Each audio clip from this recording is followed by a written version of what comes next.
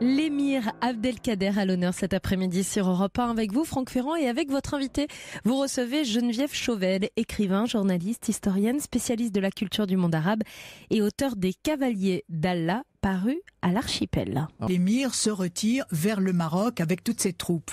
Alors au Maroc, il va avoir encore des activités jusqu'au jour où finalement c'est de nouveau, alors les Français font un accord avec les Marocains en interdisant à Abdelkader presque le droit de citer, le droit de se battre, enfin il est mis à prix, enfin on le recherche partout et donc condamné. Il devient ce qu'on pourrait appeler l'ennemi public numéro 1. C'est l'ennemi public vraiment. numéro 1, exactement. D'ailleurs ses faits et gestes sont commentés dans la presse française, à Paris et partout. Et c'est vraiment le diable en personne qu'il faut absolument exterminer. Et de façon violente. Et alors finalement, donc il y a un moment au Maroc, en 1847, où tout d'un coup, ces deux alliés, Ben Salem et Boumaza, l'un après l'autre, se rendent.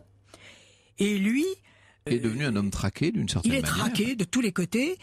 Et alors, à ce moment-là, il y a aussi le général de la Mauricière qui est là, prêt à lui tomber dessus. Et là, il sait qu'il va être tué et il préfère épargner les vies de ceux qui sont autour de lui, de tous ceux qui lui ont été fidèles, et il préfère se rendre dans l'honneur.